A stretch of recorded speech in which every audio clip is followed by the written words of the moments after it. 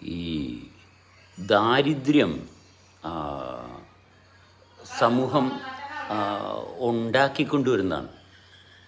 ദാരിദ്ര്യം സമൂഹം ഉണ്ടാക്കിക്കൊണ്ടുവരുന്നതാണ്. നമ്മളെ പഠിപ്പിക്കുകയാണ് ദാരിദ്ര്യം ഇന്നതാണ്.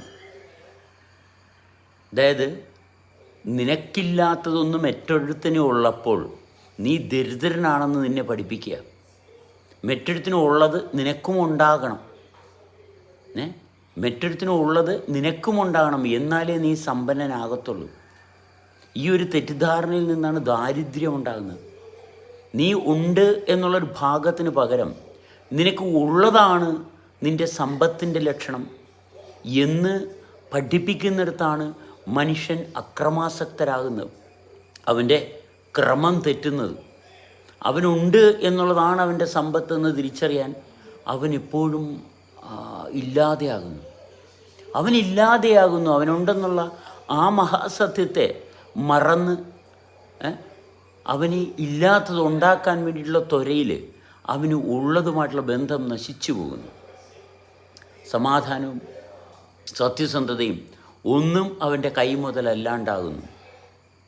മറ്റൊരുത്തിൻ്റെ കയ്യിൽ എന്തുണ്ടോ അതുണ്ടാക്കാൻ വേണ്ടിയിട്ട് ഞാൻ കിടന്ന് കഷ്ടപ്പെടുന്ന ഒരു അവസ്ഥയിലോട്ട് മനുഷ്യനെ മാറ്റി. ആരാ മാറ്റി? ശ്രദ്ധിച്ചു നോക്കുക. നമ്മൾ എന്തുകൊണ്ട് മറ്റൊരുത്തിൻ്റെ പുറകെ പോകണം? നമ്മുടെ ഹൃദയത്തിൻ്റെ തുടിപ്പ് നമ്മുടെ ജീവിതത്തിൻ്റെ തെളിച്ചം തരുന്നുണ്ടെങ്കിൽ അതിനേക്കാൾ വലിയ ഒരു ഗുരു നമ്മൾക്ക് വേണ്ട ആവശ്യമില്ല. നമ്മൾ പഠിച്ചത് കൊണ്ടാണ് നമ്മൾ ദുഃഖിക്കുന്നത്. പഠിച്ചതിൻ്റെ പേരിലാണ് എനിക്ക് അറിവുള്ളത്.